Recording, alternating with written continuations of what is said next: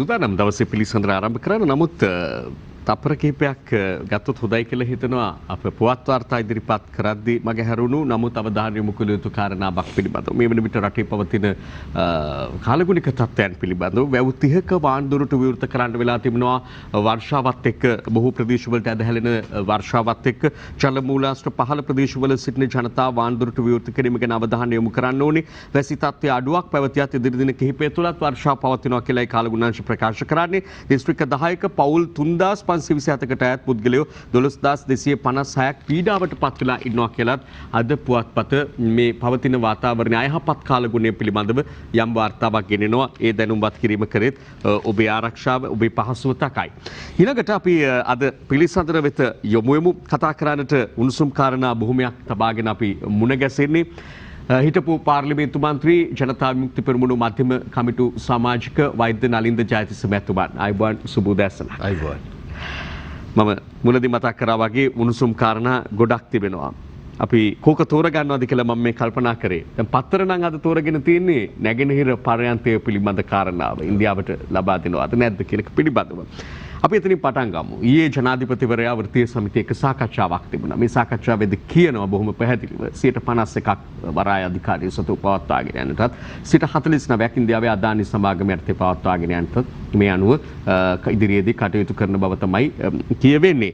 මේ පිළිබඳව වෘත්තීය සමිති එකගත්වයකට එන්නේ නැති බව තමයි පෙනුනේ මේ සාකච්ඡාවෙන් පස්සේ දැක්වූ අදහස් එක්ක. සහ රජය කියනවා පැවති රජය තමයි මේ පිළිබඳ එකගතාවයකට ඇවිල්ලා තිබෙන්නේ ඉන්දියාවත් එක්ක. ඒ නිසා ඉන්දියාව එක්ක නැවත සාකච්ඡා කළා තමයි මේ මට්ටමින් මෙය විසඳාගත්තේ කියන එක. එතකොට පැවති රජයේ කටයුතු කරපු පාර්ශවම මේ රජයට ඇඟිල්ල දිගු කරනවා මේ නැගෙනහිර පර්යන්තය ඉන්දියාවට දෙන්න යනවා කියලා. මෙතන සාධාරණත්වය මොකක්ද කියලායි මම ඔබෙන් මුලින්ම අහන්නේ. ඔව් බොහොම ස්තුතියි. ඒ වගේම මේ ජටිය ගැන කතා කරන්නට කලින් මම දැන් අද විශේෂ දවසක්. අපේ රටේ ඉන්න දෙමළ ජනතාවට පමණක් නෙවෙයි ලෝකයේම ඉන්න හින්දු භක්තිකයන්ට තමන්ගේ නව අවුරුදු තයිපොංගල් දිනය ඒ සියලු දෙනාටම ප්‍රීතිමත් තයිපොංගල් උත්සවයක් අපි ප්‍රාර්ථනා කරනවා. ඉතින් මේ වෙලාවේදී ඇත්තටම රටේ සියලුම ජනතාව සිංහල දෙමළ මුස්ලිම් ભેදයකින් තොරව අවධානය යොමු කළ යුතු මාතෘකාව තමයි අපේ මේ කොළඹ වරායේ නැගෙනහිර පර්යන්තයට වෙන ප්‍රශ්නය. ඒ මොකද අපිට ආදායම් ගේන්න තිබෙන පර්යන්තය තමයි මේ මීටර් 18ක් ගැඹුරු නැගෙනහිර පර්යන්තය. මේක ජාතියේ හදවත වගේ තමයි අපි සලකන්නේ. ඉතින් මේ පර්යන්තය අපිට අහිමි වෙනවා නම් කොහෙන්ද වරායෙන් අපිට ආදායම් ගේන්නේ? ඒක තමයි තියෙන ප්‍රශ්නය. ඉතින් ඔය සාකච්ඡාව ගැන කතා කළොත් මම දැක්ක ජනාධිපති ලේකම් කාර්යාලයෙන් ප්‍රවෘත්ති නිවේදනයක් දාලා තියෙනවා. ජනාධිපතිතුමා තමන්ගේ Facebook එකේ එහෙම පයින් නිකුත් කරලා තිබුණා. ඕක ඔය කියන දේ නෙමෙයි ඇත්ත. හරිද? මම බොහෝ වගකීමෙන් කියන්නේ පළවෙනි දේ උතන සඳහන් කරලා ඇති වෘත්තීය සමිති 23ක් එක සාකච්ඡා කරා කියලා. පළවෙනි බොරුව ඔන්න ඔතන තියෙනවා. වෘත්තීය සමිති 23ක් ජනාධිපතිතුමාගේ මම දැක්ක Facebook පරිවර්තිත එක තියෙනවා. වෘත්තීය සමිති 23ක් කැඳෙව්වේ නැහැ. වෘත්තීය සමිති වල විරෝධය වෙන පළවෙනි තැන තමයි වරාය වෘත්තීය සමිති 23ක් මේ වරාය රැග්ගැනීමේ සටනේ ඉන්නවා කොහොමද 11කට විතරක් එන්න කිව්වේ කියන එක. හරිද? ඔන්න පළවෙනි එක. දෙවෙනි එක දැන් මේ කියන්නේ මොකද්ද? අපි මේ බදු දෙන්නේ නැහැ, විකුණන්නේ නැහැ, කොටස් දෙනවා. ආයෝජකේ නගන කොටස් දෙනවා. ඉතින් අපේ රටේ කිසිම පාලකෙක් විකුණපු දේවල් විකුණනවා කියන නෙමෙයි. ඔබ මට පෙන්නන්නකො කොහේ හරි තියනවද කියලා මේ අපි හම්බන්තොට වරාය විකුණනවා කියලා එක්සත් ජාතික පක්ෂ කට්ටිය විකුණපු එකක්. එහෙම නැත්නම් ශැංග්‍රීලා හෝටලේට තියෙන යට වෙලා තියෙන අක්කර 6 විකුණනවා කියලා විකුණපු එකක්. ඊට කලින් පේෂ කර්මාන්ත ශාලා හරි වතු හරි වාණේ කර්මාන්ත ශාලාව හරි ටයර් ෆැක්ටරි හරි කොහේ හරි විකුණනවා කියලා විකුණපු කොහයක් තියෙනවද කියලා කියන්නේ නැහැ. ඔය කවුරුත් නේද අර කේක් එකට දවටනේ ඔතන්න වගේ මොකක් හරි ඒ මොහොතේදී ගොඩ යන්න දෙයක් කියනවා. හැබැයි අවසාන වෙලා තියෙන්නේ විකිණීම තමයි. ඒ නිසා මේ වචන වලට හැංගෙන්න බෑ. මේ ඇවිල්ලා අදානි සමාගමට ඉන්දියාවට මේ වරායේ අයිතිය ක්‍රමානුකූලව පැවරීමේ පළවෙනි පියවර. ඉතින් වරාය වෘත්තීය සමිති ගියේ මේ 49-51 නොදැන නෙවෙයි. ඒගොල්ලෝ දැනගෙන තමයි සටන පටන් ගත්තේ. ඒතකොට ජනාධිපතිතුමා අවධාරණය කරේ මොකද්ද? නෑ ආණ්ඩුවේ ස්ථාවරේ ඉන්නවා. ඇත්තටම ගත්තොත් එහෙම වරාය වෘත්තීය සමිති වලට කතා කරන්න දුන්නේ නෑ. වෘත්තීය සමිතිත් එක්ක සාකච්ඡාවක් කියලා කිව්වට මම කියන්න පටන් ගත්ත විදිහත් ශ්‍රී ලංකා නිදහස් පක්ෂ වෘත්තීය සමිතිය යම් දෙයක් ඉදිරිපත් කරගෙන ආවා ඉස්සෙල්ලම ජනපතිතුමා මැදිහත් වුණා. මැදිහත් වෙලා කිව්වා නෑ මෙන්න මේක අපේ ස්ථාවරේ 49.50කට තමයි මේක දෙන්නේ. ඒ ස්ථාවරේ ඉඳගෙන ඕගොල්ලන්ට ඉදිරිපත් කරන්න පුළුවන් දේවල් තියෙනවා නම් කියන්න. හරි. වෘත්තීය සමිතිය ගියේ ආණ්ඩුව 49.50ක් දෙනවා. ඒක මේ මෙහෙම මොඩිෆයි කරන්න ඕන. ඒකට අපේ යෝජනා ඉදිරිපත් කරන්න නෙමෙයි. වෘත්තීය සමිතිය ගියේ තමන්ගේ පැත්තෙන් මේ නැගෙනහිර පර්යන්තයේ 100%ක් අයිතිය වරාය අධිකාරියට දෙන්න කියලා කියන්නේ. හරිද? ඒ නිසා මේ සාකච්ඡා අතන සාකච්ඡා අසාර්ථකයි. සාකච්ඡාවට කිසි ප්‍රතිඵලයක් නැහැ. සාකච්ඡාවට ඇහුම්කන් දුන්නේ නැහැ. වෘත්තීය සමිතියට සිද්ධ වුණේ ජනාධිපතිතුමයි බසිල් රාජපක්ෂ මහත්මයයි වරාය අදානි සමාගමට දෙන්න ඕන කියන ස්ථාවරය අහගෙන එළියට එන්න. ඉතින් මම හිතන්නේ සටන තිබෙන්නේ එතන නෙවෙයි සටන තිබෙන්නේ එළියේ. මම ඒකේ අහපු ඊළඟ කාරණාව දැන් මේ පහුගිය රජය සමයේ ඉන්දියාව එක්ක ගිවිසුම් ගත වීමක් තමයි මේ පවතින්නේ කියන එකනේ මේ රජය කියන්නේ. එතකොට ඒ පැවති රජයේ කටයුතු කරපු අයම අද මේ පිළිබඳ විරෝධය පෑම මොනතරම් දුරට සදාචාරාත්මකද කියන කාරණාව සහ සාධාරණද කියන කාරණාව. ඔව් ඇත්තටම ඉතින් මේ විකිණීම ආරම්භ කරපු සහ විකිණීම පවත්වාගෙන ගියපු අය විරෝධය ප්‍රකාශ කරනවා නම් ඒක හුඳු රංගනයක් පමණයි. හරිද?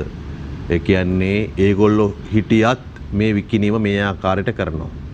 දැන් හම්බන්තොට වරාය විකිණීම කරපු එක්සත් ජාතික පක්ෂ ඇතුළු කණ්ඩායම මේ වෙලාවෙකට විරුද්ධ වෙන්න පුළුවන්. ඔක සාමාන්‍යයෙන් අපේ රටේ එහෙමනේ ආණ්ඩු කරනකොට විකුණනවා විපක්ෂිනකොට විරුද්ධ වෙනවා. නමුත් මේ වැවිලා එහෙම දේශපාලන තුරුම්පු ගහන්න ඕන කාරණා නෙවෙයි. මේවා අනාගතයේ වෙනුවෙන් මේ රට ඉතු වෙන්න ඕන ජාතික සම්පත්. දැන් ඔය ඒගොල්ලෝ එහෙම කියන අතරෙම මම කියන්නේ දැන් මේ ආණ්ඩු කරන අය මොකද කියන්නේ? ඒගොල්ලෝ මේ ඉදිරිපත් කරපු කැබිනට් පත්‍රිකාව ඔක්තෝබර් 22 වෙනිදා ගිය අවුරුද්දේ රෝහිත අබේගුණවර්ධන වරාය ඇමතිවරයා හැටියට ඒ කැබිනට් පත්‍රිකාව දැන් මේකට වගේ කියන්න වෙන්නේ ආණ්ඩුවට වෙන කාටවත් වක් කියන්න බෑනේ කැබිනට් පත්‍රිකාවට. ඒගොල්ලෝ කියනවා The government of Sri Lanka informed the government of Japan and government of India that it will honor the MOC signed by the previous government. හරිද? මේ කියවෙන අර්ථය මොකද්ද? ගිය ආණ්ඩුව අස්සම් කරපු එක පිළි අරගෙන තමයි මේ ආණ්ඩුව ඉදිරියට යන්නේ. නැත්නම් මේ ගිය ආණ්ඩුව කරපු නිසා අපිට කරන්න වෙනවා නෙවෙයි. ගිය ආණ්ඩුව කරපු දේ පිළි අරගෙන අපි ලෑස්ති ඉස්සරහට යන්න කියන එක මේ කියන්නේ. හරිද? ඒතකොට ඒ දිගුව තමයි මේ සිද්ධ වෙන්නේ. අනිත් එක මට කියන්න ඕන ගම තියෙන්නේ දැන් මේ කොටස් විකිණි මොකද්ද විකුණන්නේ බදු දෙන්නේ කොටස් දෙනවා කියනවනේ. ඒ කැබිනට් පත්‍රිකාවෙම දැන් මීට කලින් ඔබට මතකයි CICT පර්යන්තය. දැන් ඔය අපිට තියෙන ජයබහලු එක SAGT එක කරන් ප්‍රයිවට් කම්පැනි එකකින් ඒ දෙකම මීටර් 15 තමයි උපරිම ගැඹුර. අපිට තිබුණු අපේ වරාය තියෙන ගැඹුරු ජැටිය තමයි CICT සමාගම මගින් පාලනය කරන චීන සමාගමෙන් පාලනය කරන ජැටිය. ඒක මීටර් 18ක් ගැඹුරුයි. ඒක අවුරුදු 35කට දෙනකොට ඒ දුන්නේ කොහොමද? හරිද? ඒ දීපුවෙක් ගැන මේ රෝහිත අබේගුණවර්ධන වරාය ඇමතිවරයා කියන්නේ මොකක්ද? දැන් අපිට කියනවනේ මේ බදු නෙවෙයි කියලා. මෙන්න මෙහෙම ඒක දීලා තියෙනවා. හරිද? ඒ කියන්නේ the CICT company has 85% of shares. Sri Lanka Ports Authority has 15% of shares and the company has managed control and 35 years lease for BOT. 35 years lease.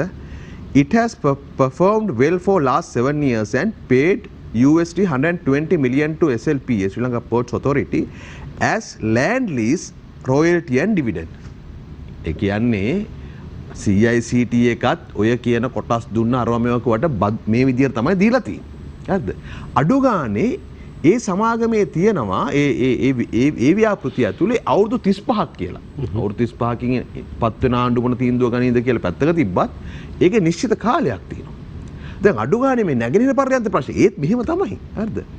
මේ 85 15 අර වගේම මේකේ තියෙන 49.51. එතකොට මේකේ කාලය මොකද්ද? ඒක තමයි මේ රටේ ජනතාව අහන්න ඕනේ මූලික ප්‍රශ්නේ තමයි අඩුතරමේ මේක අපිට නැවත පැවරෙන කාලය ගැනවත් අදහසක් තියෙනවද? නැහැ. ඉතින් ජනාධිපතිතුමාට ඕනේ නම් ආණ්ඩුවට ඕනේ නම් ඉන්දියාවේ ආයෝජකයෙක් ගෙනා ගන්න. මේකනේ මේ කියන තාම මේ මතු පිට දවටනේ. ආයෝජකයෙක් ගෙනා ගන්න ඕමනාව තිබෙන්නේ. අනේ අර කියන්නකො ඔළුවිල් වරායේ වැලි පිරෙනවා අපිට. අපි වරාය අධිකාරියෙන් ණයකුත් අරගෙන හදපු ඔළුවිල් වරාය තියෙනවා නැගෙන්න පළාතේ. ඔළුවිල් වරාය වැලිපිරෙනවා ඉන්දියාවේ ආයෝජකයෙක් එන්නකෝ ඔය වැල් ටික අයින් කරලා වරාය ඔපරේට් කරන්න. එහෙම එන්නේ නෑනේ. හරි. දැන් ජනාධිපතිතුමා ඊයේ කියනවා නැගෙනහිර පර්යන්තයේ ඉන්දියාවට දුන්නට අපි බටහිර පර්යන්තය දෙන්න මේක නිවේදනයේ තියෙනෙත් එහෙමයි. බටහිර පර්යන්තය වරාය අධිකාරියට දෙන්න අපේක්ෂා කරනවා. ජනාධිපතිතුමා අපේක්ෂා කරන්න ඕනේ වරාය අධිකාරියට නැගෙනහිර බටහිර පර්යන්තය දෙන්න. බටහිර පර්යන්තය හැදුවොත් ඒක අයිති වෙන්නේ වරාය අධිකාරියට තමයි ඔය තියෙන ඔය වරාය තියෙනවා නම් කොළඹ වරාය. එතකොට මම කියන්නේ ආණ්ඩුවේ ඌමනාව ආයෝජකයන් කැඳවා ගැනීම නම් ඔය කියන ආකාරයට බටහිර පර්යන්තයේ සංවර්ධනක ආයෝජක ගෙනා ගන්න පුළුවන්. එහෙම නෙවෙයිනේ මේ කරන්නේ. නැගෙනහිර පර්යන්තය කියලා කියන්නේ චීනෙට අපිට තිබුණු ගැඹුරු ජැටිය දුන්නට පස්සේ වරාය අධිකාරියෙන් රුපියල් මිලියන 10800ක් දාලා සංවර්ධනය කරන්න පටන් ගත්ත ඇත්තටම මීටර් 440ක් සංවර්ධනය කරපු ජැටිය. ඒ කියන්නේ අපි හදලා බාගෙට හදපු ජැටිය මේ වරාය අධිකාරිය සල්ලි දාලා. ඕකේ තිබුණේ මේ ග්‍රැන්ටි දොඹ කරහයි කරන්න විතරයි. ඒතකොට ඒ ටික හයි කරන්නේ නැතුව දැන් මේ බාගෙට හදපු අපි සංවර්ධනය කරන්න පටන් ගත්ත අපට ආදායම් ගෙන ජැටියක් තමයි ඉන්දියාවට පවරන්නේ. ඔබ අර තව එකක් කියන්න. ඉවර කරන්නම්. පහුගිය මාස දෙක ඇතුළත විතරක්. ඒ කියන්නේ මේ හරියට ඔපරේෂන් සිද්ධ වෙන්නේ නැතුවත් ඔය නැගෙනහිර ජැටියෙන් වරාය අධිකාරියට ලැබුණා රුපියල් මිලියන 334ක්. කෝටි 34කට ආසන්න ප්‍රමාණයක් ලැබිලා තිබෙනවා. 33.4ක් ලැබිලා තියෙනවා. හරියට ඔපරේට් වෙන්නේ නැතුව. ඒ කියන්නේ ලොකු නැව ගෙනා ගන්න පුළුවන් ගැඹුරු ජැටිය ඔපරේට් කරොත් ආදායම් වරාය අධිකාරියට අපිට මේක කරන්න පුළුවන්. හොඳයි ඒක අපි ඊළඟ කතා කර යුතු කාරණා ඔබ කිව්වා වගේම ජනාධිපති මාධ්‍යංශයෙන් නිකුත් කළ නිවේදනයේ සඳහන් වෙනවා පසුගිය රජය මෙය ඉන්දියාවට විකිණීමටත් ඉන්පසුව ජපානයේ ණයක් ලබා ගැනීම පිළිබඳවත් උපකරණ මිලදී ගැනීම සඳහා එකකතාවයකට පැමිණ සිටි බවත් මේ මාධ්‍ය නිවේදනයේ සඳහන් ඔබ කලින් ඉදිරිපත් කර කාරණාවට අදාළව. දැන් මෙහෙමනේ ප්‍රශ්නේ තියෙන්නේ. ඔව්. මේක තියෙන්නේ එහෙමයි. පසුගිය රජයේ නැගෙනහිර පර්යන්තය ඉන්දියාවට විකිණීමට ගිවිසගෙන තිබුණා. ඔව්. පළවෙනි කාරණේ තමයි ඒ ගිවිසගෙන තිබුණි නම් අන්නේ ගිවිසුම ජනාධිපතිවරයා විසින් රට ඉදිරිපත් කරන්න ඕන. අපි කැමතියි දැනගන්නට ඒ ආණ්ඩුව මොන තත්වයේද ගිවිසගෙන තිබුණු ගිවිසුම කොයිද කියලා. ඊළඟට විකුණන්න දැන් මේ තියෙන විකිණීමෙන් පසු ජපානයේ ණයක් ගැනීමටත් ණය මුදලින් ඉදිකිරීම සඳහා වුණු උපකරණ මිලදී ගැනීමටත් ගිවිසුම. ඔව්. ඒක තමයි මම කිව්වේ. ඔබට ඒක තේරෙන්නේ මොකද්ද? ඒ කියන්නේ අපි මේක ඉන්දියාවට අපි විකුණනවා නම් විකුණලා ගන්න ණයෙන් අපි කොයිද උපකරණ හයි කරන්නේ? ඒක පොඩි ගැටලුවක් තියෙනවා කියලා ඔබට තේරෙනවනේ. ඒක සංකීර්ණ කාරණාවක් ගැටලු සාගත කාරණාවක්. ඒ කියන එකම මේකෙන් අපි විකුණලා ණයක් ගන්න. කියන්නේ යවඬුව විකුණලා ණයක් ගන්න නම් හිටියේ ඒ ණය අරගෙන අපි කොහෙද උපකරණ හයි කරන්නේ? විකුණුවට පස්සේ ආයිත් ඒගොල්ලන්ටනේ. තේරුණා නේද? ඒ නිසා මම කියන්නේ මේ ඒක තමයි. එතකොට එහෙම එකගත්වයක් නම් ගිය රජයේ තිබුණේ ඒ එකගත්වය මේ ආකාරයෙන් වෙනසකට බඳුන් කරගෙන මේ ගිවිසුමින් අපිට ඉවත් වෙන්නට බැරි නම් මේ රජය කටයුතු කරන ආකාරය පිළිබඳව ඔබ මොකද කියන්නේ එතනදී? ඒක තමයි මම අහන්නේ. එතකොට දැන් ඔතන ඔය සිංහලෙන් කියන එකනේ. ඉංග්‍රීසියෙන් දාපු කැබිනට් පත්‍රිකාව තියෙන කොහොමද? මම නැවතත් කියනවා. The government of Sri Lanka informed the government of Japan and the government of India. ඉන්දියාවේ ජපානයේ ආණ්ඩුවට මේ ආණ්ඩුව කියලා තියෙනවා that it will honor the memorandum of cooperation MOC memorandum of cooperation signed by the previous government. හරිද? ඒ ආණ්ඩු දෙකට ඉන්දියාවටයි ජපානයටයි මේ ආණ්ඩුව කියලා තියෙන මොකද්ද? ඒ පරණ ගිවිසුම පරණ ආණ්ඩුව අස්ස කරපු ගිවිසුම it will honor the MOC signed by the හරිද? ඒ කියන්නේ එතකොට මේගොල්ලෝ අතර එහෙම මේ ප්‍රතිවිරෝධයක් නැහැ. ආණ්ඩුවට කියන්න බෑනේ. කියාණ්ඩුව කරා ඒ නිසා අපිට මේක නොකර ඉන්න බෑ කියලා. හරිද? දැන් ප්‍රශ්නේ තියෙන්නේ මෙහෙමයි. ඔබට මතක නම් එතකොට මේ 109ක් ඡන්ද ගන්නකොට ජනතාවත් එක්ක ආපු සම්මුතිය මොකද්ද? ඒ වෙලාවේ කවුරුත් මට පෙන්නන කොයි හරි කිව්වනම් නෑ සමහර වෙලාවට අපිටත් සිද්ධ වෙයි මේවා පෞද්ගලික ආණ්ඩුව කරපු දේවල්ම කරගෙන යන්න සමහර ඒවා අපිට පවර ගන්න බැරි වෙයි මොකද ඒවා රාජතාන්ත්‍රික ප්‍රශ්න එස අපිට ඡන්ද දෙනකොට හිතන්න අපි ආවත් මේවා ගන්න බෑ කියලා කොහෙවත් කියපු වචනයක් තියෙනවද නෑ මම මට මේ දගර රූපවාහිනිය ගියපු එක ගේන්න බැරි වුණා නමුත් මේ තියෙන්නේ මොකද්ද මේ මහින්ද රාජපක්ෂ මහත්තයා මේ කියන්නේ ලංකා ආණ්ඩුවෙන් විකුණන දේවල් ගන්න එපා අපි බලයට ආ ගමන් විකුණු සියල්ල ආපසු ගන්නවා කියලා දැන් එතුමා කියන්නේ අපි ආවොත් විකුණන්නේ නැහැ කියලා විතරක් නෙවෙයි. එතුමා තවත් එහාට ගිහිලා කියනවා විකුණන්නේ විතරක් නෙවෙයි අපි විකුණපු දේවලුත් ගන්නවා. විකුණපු දේවල් ගන්නවා. මේ කවුද කියන්නේ? මේ කියන්නේ රෝහිත අබේගුණවර්ධන නෙවෙයි. මේ කියන්නේ ජොන්ස්ටන් ප්‍රනාන්දු නෙවෙයි. මේ කියන්නේ මේ රටේ අවුරුදු 9ක් විධායක ජනාධිපති, මේ රටේ 4 සැරයක් අගමැති වෙලා හිටපු තුන්වෙනි සැරේ අගමැති තුන්වෙනි සැරේ අගමැති වෙන්න කලින් මහින්ද රාජපක්ෂ මහත්මයා මේ කියන්නේ කාටද කියන්නකෝ? ජාත්‍යන්තරයෙන් කියලා. හරිද? මේ කියන්නේත් මුළු මහත් මේ රටටම දැනගන්න, ලෝකෙටම දැනගන්න මේ කියන්නේ. මේක මම දැක පෞගේ රැස්වීම වල කියලා තියෙනවා. ඡන්දෙ දෙනකොට ජනතාව විශ්වාස කරන්නේ මෙන්න මේවා. හොඳයි ඔබ කියනවානේ මේ ගිවිසුම ඇයි රජය එමනම් ඉදිරිපත් නොකරන්න කියලා. අපි විරාමයකට යන්තුරු නමුත් ඊටම කෙටින් මේ කාරණාව සාකච්ඡා කළා යමු. මේකට අදාළ වෙන නිසා එතකොට ඒ රජයේ හිටපු ප්‍රධානීන් ඇයි Taman එළඹුණු ගිවිසුම පිළිබඳව එහෙමනම් සැබෑ තත්ත්වය කතා නොකරන්නේ? දැන් මේ රජය ඒ ගිවිසුම ඉදිරිපත් නොකරන්නේ මන්ද කියලා අහනවා නම් හොඳයි. දැන් මම කියන්නේ ඔය ගිවිසුම වරාය අධිකාරිය තියෙන්න එපා. ඔය ගිවිසුම වරාය අමාත්‍යාංශය තියෙන්න එපා. අනිත් එක රනිල් වික්‍රමසිංහ, සජිත් ප්‍රේමදාස ඇතුළු කණ්ඩායම මේ ගිවිසුම ඉදිරිපත් කරන්නේ නැත්තම් හරි පහසුයි මේ ආණ්ඩුවට. දැන් වෙනදනම් වෙන්නේ ආණ්ඩු මාරු වෙනකොට ඒ ආණ්ඩුව හිටපු සේරම විපක්ෂයට යනවා. විපක්ෂ හිටපු සේරම ආණ්ඩුවට එනවනේ. දැන් එහෙම නෙමෙයිනේ. ඒ කාලේ හිටපු වරාය ඇමති මහින්ද සමරසිංහ මේ ආණ්ඩුවේ. හරි ලේසි. ඒ හිටපු වරාය ඇමති මේ ආණ්ඩුවේ.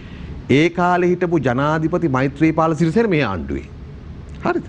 එතකොට හරි පහසුයි මේ හොයන්න කොහෙවත් නැහැ. විපක්ෂයට ගියයි කියලා ඒගොල්ලෝ හංගගෙන ගියයි කියලා මග අරින්න බෑ. ඒ ආණ්ඩුවේ වරාය බාරව හිටපු කැබිනට් එකේ ප්‍රධානීය වෙලා හිටපු අය ආණ්ඩුව ඇතුළේ ඉන්නවා. ඉතින් කියන්න තියෙන හොඳම වැඩේ තමයි මම මේ ආණ්ඩුවට තුරුම්පුවක් දෙන්නේ. ඔබ කියනවා නම් මෙන්න ගිවිසුමක් තිබුණා පහුගිය ආණ්ඩුව මේක විකුණන්න අස්සම් කරගෙන හිටපු කියලා හොඳ වැඩේ ගිවිසුම එළියට දාන එක. අද පිළිසඳරින් අපි කතා බහ කරමින් ඉන්නේ ජනතා විමුක්ති පෙරමුණු මධ්‍යම කමිටු සමාජික හිටපු පාර්ලිමේන්තු මන්ත්‍රී වෛද්‍ය නලින්ද ජයතිස්ස මැතිතුමන් සමග අප මේ ආන්දෝලනයට තුඩු දී තිබෙන කොළඹ වරාය නැගෙනහිර පර්යන්ත ගනුදෙනුව පිළිබඳව කාරණාවයි කතා කරමින් ඉන්නේ. මම අහන්නට සූදානම් වුණු කාරණා විරාමයට පෙර ආතුව සඳහන් කළ පරිද්දෙන් අපට තිබෙන හැකියාව ශ්‍රී ලංකා වරාය අධිකාරියට එහෙම නැත්නම් මේ රටට තිබෙන හැකියාව මොන වගේ එකක්ද මේ වරාය නැගෙනහිර පර්යන්තයේ සංවර්ධනය කිරීම පිළිබඳව ඒ හැකියාව පිළිබඳව තියෙන හොඳම නිර්ණායකය තමයි ලෝකේ වරාය ශ්‍රේණිගත කිරීම වලින් අපි ඉන්නේ කොතනද කියන එක බලන එක. දැන් මගේ ළඟ තියෙන්නේ මේ World Shipping Council එක ලෝකේ හොඳම වරාය 50 ශ්‍රේණිගත කරලා තියෙනවා. වරාය ශ්‍රේණිගත කිරීමේ සාධකය තමයි අපි අවුරුද්දකට කොච්චර කන්ටේනර් බහලුම් බානවද පටවනවද කියන එක. දැන් මේ 2018 වර්ෂයේ අවසාන වෙනකොට අපි හිටියේ ලෝකේ 24 වෙනි තැන. හරිද? එතකොට 2019 ආග තමයි මේක ඉදිරිපත් කරන්නේ. එතකොට අපි ලක්ෂ 70.5ක් අවුරුද්දකට කන්ටේනර් ගොඩ බානවා පටවනවා. අපි 24 වෙනි තැන. ඒ පළවෙනි 23 ඇතුලේ චීන වරායවල ඉන්න 10ක්. ඉන්දියාවේ එක වරායක්වත් නැහැ. ඉන්දියාවේ උඩින්ම තියෙන වරාය තියෙන්නේ 29 වෙනි තැන ජවහර්ලාල් නේරු වරාය. ඒකේ අවුරුද්දකට බෑම් පැටවීම් කරන්නේ ලක්ෂ 50යි කන්ටේනර්. එතකොට තව මේක අපි 72 ඇත්තටම ගත්තොත් කන්ටේනර් අපි ලක්ෂ 72 දක්වා આવුත් අවුරුද්දකට. දැන් ඇවිල්ලා තියෙන 72ට අපි 72ට ආපු ගමන් අපි නිව්යෝර්ක් ජර්සි ඇමරිකා එක්සත් ජනපදයේ නිව්යෝර්ක් ජර්සි වරාය ඉක්මවනවා. හරිද? ඒ කියන්නේ ඔබට හිතා ගන්න පුළුවන් මේ මුකුත් නැතුව ඔය කියන ආයෝජකයෝ කවුරුත් නැතුව ශ්‍රී ලංකා වරාය අධිකාරිය මැදිහත් වෙලා අපි ලෝකයේ 23 වෙනි තැනට ගෙනත් තියෙනවා 24 වෙනි තැනට. ඒක ප්‍රමාණවත් නැද්ද? මේ මොනවා කරලාද? හරි. එතකොට මේ ඇත්තටම අපිට මීටර් 18ක් ගැඹුරු ජැටියක් අපේ අයිතියට නැතුව. ඒක හරි වැදගත්. මොකද අපිට දැන් අපිට තිබුණේ ජයබහලු පර්යන්තය. ඊට පස්සේ අපි ලොකු ජැටිය තිබුණේ CICT එකට. ඒකත් සාමාන්‍යයෙන් ගත්තොත් දැන් තියෙන තත්ත්වය හැටියට වරාය අධිකාරියෙන් කන්ටේනර් බහලුම් හැන්ඩල් කරනවා 3න් එකක් විතර 40ක් විතර කරනවා CICT එක. ඒතුරු ටික කරනවා SAGT කියන පුද්ගලික සමාගම මේ ජෝන් කීස්ලා පුද්ගලිකව කරන මේ කම්පැනිෙන් කරන එක. දැන් මේ එතකොට බා හිතන්නකෝ. එතකොට දැන් අපි මේ තත්ත්වයට ඇවිල්ලා තියෙනවා. හැබැයි අපිට මීටර් 18ක් 20ක් ගැඹුරු ජැටියක් වරාය අධිකාරියට තියෙනවා නම් අපිට තවත් ඉස්සරහට යන්න පුළුවන්. ඒතකොට තව මේක ලක්ෂ 100ක් දක්වා විතර යන්න පුළුවන්. පළවෙනි එක ඒක. දෙවෙනි එක තමයි තාම අපි සංවර්ධනය කරලා තිබෙන්නේ කොළඹ දකුණු ජැටිය විතරයි. හරි දකුණු ජැටියේ කොටස්. අපිට තව සංවර්ධනය කරන්න පුළුවන්.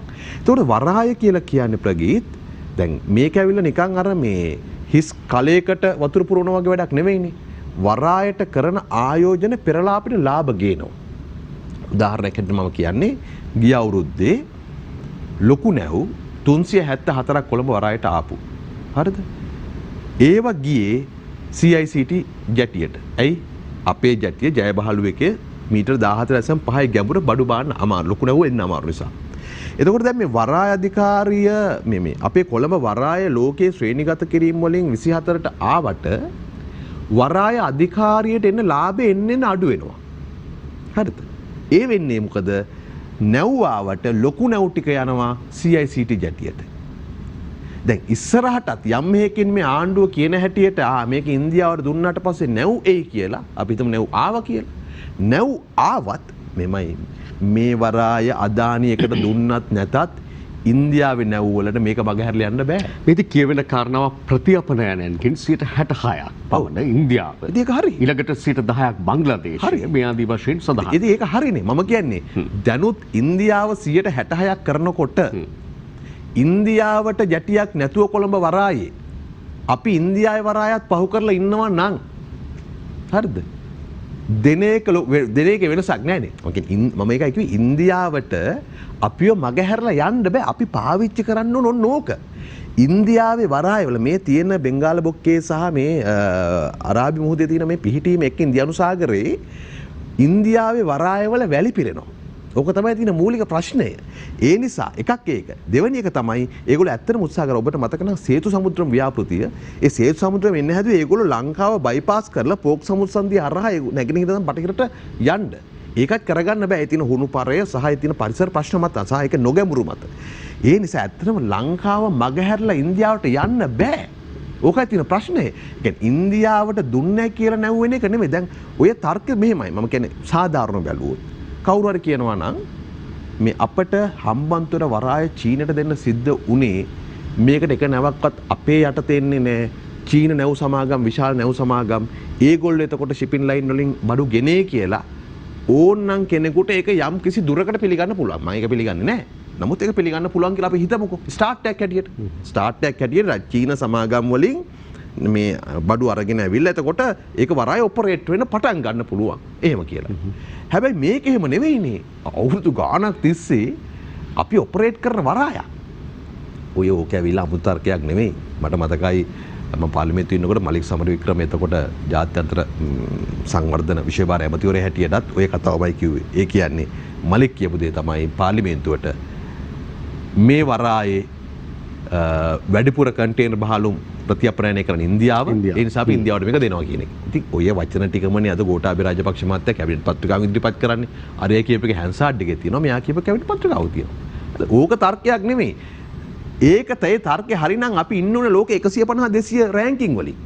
හරිද? දැන් අපි ඉන්නේ 23. ඉන්දියාවේ අදානිට එහෙනම් කරන්න තියෙන්නේ මොකද්ද? ඉන්දියානි අදානි අපි ගැන හිතන්න එපා. ඔයා හිතන ඉන්දියාවේ වරාය ගැන. ඉන්දියාවේ වරායකට ආයෝජනය කළ ඉන්දියාව වරාය දිනු කරලා ගේන්නකො රෑන්කින් වලින් අපිට වඩා උඩට. එහෙමනේ කරන්න ඕනේ. හරිද? එහෙමනේ කරන්න ඕන. දැන් ඉන්දියාවේ වරායවල ඉන්දියාවෙන්නේ කරන්නේ. ඇයි ඒගොල්ලෝ අපේ වරායට මේක මං කියන්නේ ආර්ථික ප්‍රශ්නයක් පමණක් නෙමෙයි. මේක දේශපාලන ප්‍රශ්නයක්. අපට ලොකු නැව් වෙන්න පුළුවන් ජැටි දෙකම එකක් චීනට දූලා එකක් ඉන්දියාවට දුන්නාට පස්සේ අපි මොකද කරන්නේ? අනිත් එක මේ භූමිය. මෙතන ඇවිල්ලා හෙක්ටයාර් 172ක් මේ අක්කර 172ක් හෙක්ටයාර් 70ක්. ඒ භූමියත් එක තමයි මේක දෙන්නේ. හරි මම අහපු ඒ කාරණාව මේ සංවර්ධනය සඳහා ආයෝජනය කිරීමේ හැකියාව වරාය අධිකාරිය සතුද කියන එක පිළිබඳව මම කියන්නේ වරාය අධිකාරිය ඉංජිනේරු වරාය අධිකාරිය සේවකයෝ කියනවා අපිට මේක කරගෙන යන්න පුළුවන්. හරිද? ඇයි මම කියන්නේ මෙහෙමයි. අපි ඕනේ දැන් ණය ගන්නවනේ. හයිවේ හදන්න ණය ගන්නවා. සම්මානශාලා හදන්න ණය ගන්නවා. ග්‍රවුන්ඩ් හදන්න ණය ගන්නවා. හරිද? ඔක්කොම අපි ණය ගන්නවනේ. අපි ගන්නකො ණයක්. අපි එහෙම හිතමුකෝ භාණ්ඩාගාර සල්ලි නෑ. රයිට්. අපේ භාණ්ඩාගාරෙ මැදිහත් වෙලා අපි ගන්න ණයක්. අපි ණයක් අරගෙන ඒකට ආයෝජනය කරන්න. ණය ගෙවන්න පුළුවන් මේකෙන්ම. දැන් වරාය අධිකාරිය කොළඹ වරාය පාඩු නෙවෙයිනේ. කොළඹ වරාය ලාභයි. වරාය අධිකාරිය පාඩු වෙන වෙන වරාය වලින්. හරිද? අපිට ණයක් අරගෙන මේකට ආයෝජනය කළ මේක හැදුවත් ගෙවන්න පුළුවන්. ඒ කියන්නේ අපි දැන් තුන එකක් හැදුවනේ. අපි මේ ජැටියේ තුනෙන් එකක් හදලා තියෙනවා. තුනෙන් එකකට වැඩි හදලා තියෙනවා. අපිට තියෙන්නේ ග්‍රැන්ටි දොඹකරහයි කරලා වැඩේ පටන් ගන්න. ඒකනේ මේ බාධා කරේ මේ ආණ්ඩු දෙකම.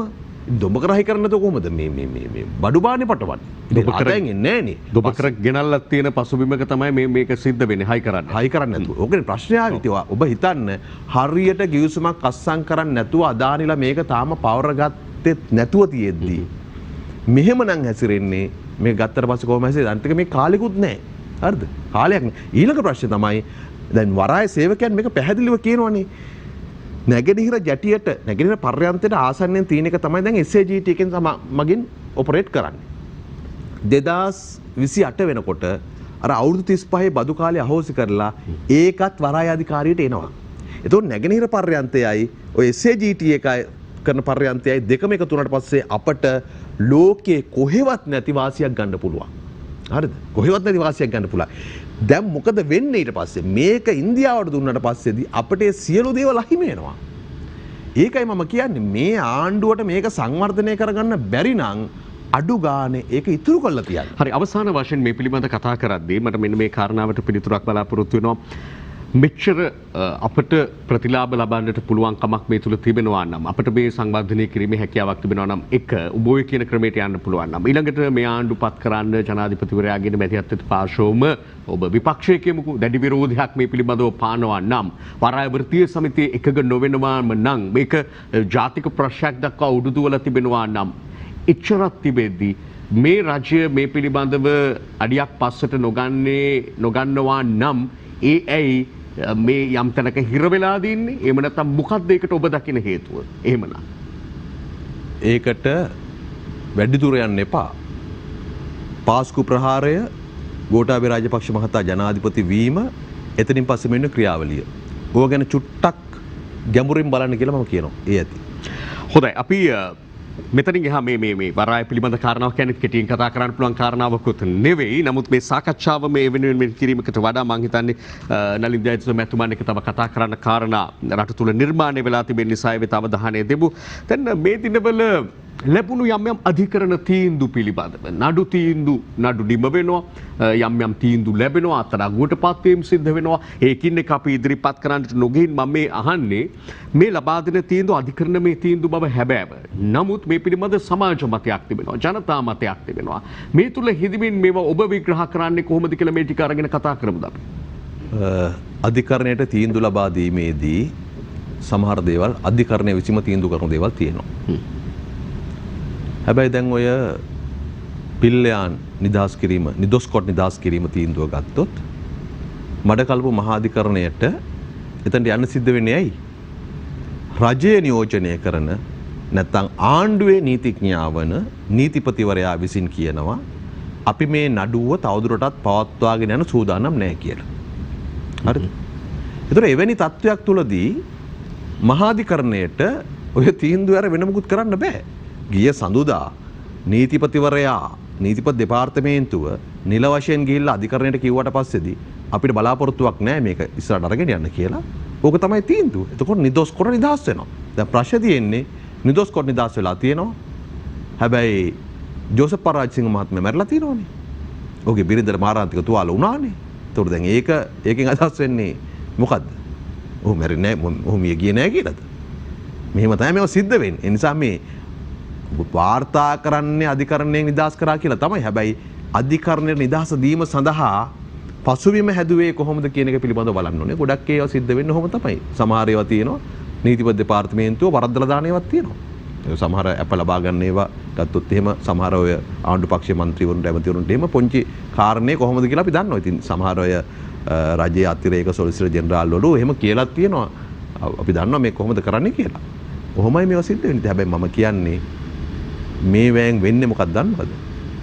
ජනතාවට නීතිය පිළිබඳව අධිකරණය පිළිබඳව තියෙන විශ්වාසය බිඳ වැටුනොත් රටක් ගෙනියන්නේ කොහොමද කියන එක පිළිබඳව බරපතලට හිතන්න ඕන කියලා කියනවා මම ආයේ. ඔය ඔබ ගත්තු කාරණාව පිළිබඳව ගත්තහම පැවති රජයේ සමයමනේ නීති ක්‍රියාත්මක වෙන්නේ මේ කාරණාව පිළිබඳව ආරම්භය. එතකොට ඕන තරම් කාලයක් තිබුණා මේ පිළිබඳව මම හිතන්නේ විභාග වෙමින් තිබුණා. එතකොට ඒ කාලය පිළිබඳව ඔබ මොකද කියන්නේ? දැන් මේ රජයේ පත් වෙලා කෙටි කාලයකින් මේ තීන්දුව ඒ ඇතුළත ලැබෙන්නේ අධිකරණය මගින් ලබා දෙන්නේ. ප්‍රගීත් දැන් අපේ රටේ අධිකරණවල තියෙන ගත වෙන කාලය පිළිබඳව අපි කාටත් අදහසක් තියෙනවා. ඇත්තට මෙතන බරපතල ප්‍රශ්නයක් තියෙනවා. ඒ පිළිබඳව අපි පාර්ලිමේන්තුවේ විටින් විට හඬ නැගුවා. ඒකෙදී අපේ රටේ විනිශ්චයකාරු ප්‍රමාණය වැඩි වෙන්නට ඕන. ඌන්ට දෙන පහසුවන් වැඩි වෙන්නට ඕන. නීතිපති දෙපාර්තමේන්තුවට මේ ප්‍රශ්නේ තියෙනවා. නීතිපති දෙපාර්තමේන්තුවටත් ෆයිල් ගොඩ ගැහිලා තියෙනවා. සාමාන්‍යයෙන් අර කතාවට කියන්නේ නඩුවක් කල්යවා ගන්න ඕන නම් නීතිපති දෙපාර්තමේන්තුවට යවන්න කියලා. ඒකේ ගොඩ ගැහෙනවා. හරිද? ඒ විතරක් නෙමෙයි. වෙන ඒවා පැත්තක තියන්නකෝ. දැන් මේ පාස්කු ප්‍රහාරය ගැනම අපේ රටේ ත්‍රස්ත විමර්ශන ඒකකය ලියුමක් යවුවට පස්සේදී නීතිපති දෙපාර්තමේන්තුවට මේ සංවිධානය තහනම් කරන්න පුළුවන්ද බැරිද කියන එක පිළිබඳව කටයුතු කරන්න කියලා අවුරුද්දක් යනකම් ඒ ලියුමට අඩු ගානේ ප්‍රතිචාරයක් ලැබෙන්නේ නැහැ. අවුරුද්දක් ගියාට පස්සේ තමයි TID එකට කැඳවීමක් ලැබෙන්නේ මේ ගැන තවතුරතොර තියෙනවා නම් ෆයිල් එක අරන් එන්න කියලා. හැබැයි ප්‍රහාරය එල්ල වෙලා අවසන් වෙනකනුත් නීතිපති දෙපාර්තමේන්තුවෙන් ගත්ත ක්‍රියාමාර්ගයක් නැහැ. හරිද? මම කියන්නේ උදාහරණයක්. ඉතින් මේ වෙන්නේ දේවල් ගොඩාක් තියෙනවා. හරිද? ඒ නිසා මේ කොයි ආණ්ඩුවක වකීමක් තියෙනවා නීතිපති දෙපාර්තමේන්තුව සහ අධිකරණ ශාස්ත්‍රයේ මේ තියෙන ඒ අයගේ ඉල්ලීම් ලබා දීලා ඔවුන්ට යම් මැදිහත් වීමක් කරන්නට මේ රජය එවැනි ප්‍රවිෂ්ඨයක් ගත්ත කියලා ඔබ හිතන්නේ නැද්ද? පසුගියදා නව විනිසුරුවරුන් පත් කරනවා ජනාධිපතිවරයා විසින් මේ ශ්‍රේෂ්ඨ අධිකරණයේ සහ අභියාචන අධිකරණයේ විනිසුරුවරුන් 20 ගණනක් පත් කරනවා. මේ ආදි වශයෙන් මේ ප්‍රවිෂ්ඨයක් විදිහට ඔබ දකින්නේ. වැඩි කරපු විදිය හොඳයි. පත් කරපු විදිය වැරදි. පැහැදිලි නෑ. වැඩි කිරීම හොඳයි. වැඩි කරන්න ඕනේ. හැබැයි ඒක පත් කරන්න තිබුණේ ව්‍යවස්ථාදායක සභාව සජීවීව පවත්වා ගනිමින්. ව්‍යවස්ථාදායක සභාව දුර්වල කරලා අඩපණ කරලා ඒක රෝගී කරලා ජනාධිපතිවරයා තමන් අතර බලය පවරගෙන ව්‍යවස්ථාදායක සභාව නිකන් පඹයක් බවට පත් කරලා කරපු විදිහයි වැරදි. නිශ්චකාර වැඩි කරන්නට ඕනේ ඒක හරි. නමුත් ජනාධිපතිවරයා සම්පූර්ණයෙන් බලය අතට අරගෙන ඒ වැඩේ කරපු ව්‍යවස්ථාදායක සභාව ගේන්න කලින් ජනාධිපතිවරු ඒ පිළිබඳ තීන්දුව తీරන ගත්තනේ මේ රටේ. ඔය ඒකට තිබුණු ප්‍රශ්නයක් නිසානේ ඊට වඩා ප්‍රජාතන්ත්‍රීකරණය කරන්න ඕන කම නිසානේ පාර්ලිමේන්තු ව්‍යවස්ථාදායක සභාව ස්වාධීන කොමිසම සභාව ඇති කරේ. ඒක තමයි ජනතාවගේ ඉල්ලීම. එතකොට මේ ආණ්ඩුව ඇවිල්ලා මැතිවරණ කොමිසමේ 3 දෙනයි ඉන්නේ 3 දෙනා තමයි ඝනපූර්ණය කියලා පෙන්නලා අර රත්නදීවන හුල් මහත්මයා පෙන්නලා කොමිසම් වලට තියෙන සම්පූර්ණ තියෙන කොමිසම් පිළිබඳ ජනතාවගේ අප්‍රසාදයක් හදලා මොකක්ද අවසානයේ කරේ? කොමිසම් බලරහිත කරලා ව්‍යවස්ථාදායක සභාව නිකන් පාර්ලිමේන්තු සභාව බවට පත් කරලා ඒක නිකන් ජනාධිපතිවරයන් එන නියමයට ඕකේ එක දෙන සභාව බවට පත් කරලා වැඩේ කරගත්තා. ඕකනේ වෙන්නේ. ඉතින් මේ මම කියන්නේ එතනින් එහාට මම කියන්න ඕනේ මේ මොකද්ද වෙන්නේ කියලා. ඒකෙන් වෙන්නේ ජනාධිපතිවරයා හිතන විදියට හිතුවොත් වැඩේ හරි කියලා සිග්නල් එකක් දීලා තියෙනවා. සුති නලින් ජයතිස්ස ජනතා විමුක්ති පෙරමුණු මධ්‍යම කමිටු සමාජික පාර්ලිමේන්තු මන්ත්‍රී ඔබතුමන්ට අපිට මේ කොවිඩ් තත්ත්වය පිළිබඳව එහෙම කතා කරන්න තව කාරණා තිබුණාට මම හිතන්නේ තියෙන කාලය අවසන් වෙනවා. ඊළඟ දවසක අපි මුණ ගැහෙමු. එමනම් ඔබට සමු දෙනවා ආයුබෝවන්. ඒ වගේම ඔබටත් සුති මේ සියලු දේ සමග රැඳී සිටියාට අප ඉදිරියේදී බලාපොරොත්තු වෙනවා අද මේ තයිපොංගල් දිනේ හලාවත මහා භද්‍රකාලී කුමිලි සිට අපේ සහෝදර දමිළ නාලිකාව ස්ටාර්ට් දමිළ නාලිකාවත් එක්ක එක්කාසු වෙලා අපේ දමිළ හිතවතුන් වෙනුවෙන් මේ තයිපොංගල් දිනේ චාරිත්‍ර වාරිත්‍ර මිසුළු කටයුතු ඉදිරියට ඔබ වෙනුවෙන් විකාශය කරන්නට නැවත අපි හෙට උදේ මුණ ගැසෙමු.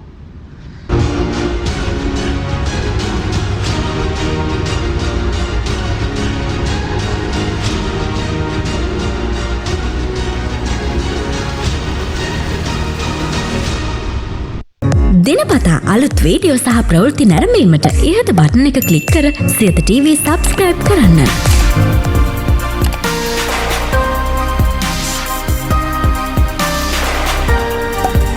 අලුත් වීඩියෝ ගැන මුලින්ම දැනගන්න මෙම සීනුව ක්ලික් කරන්න.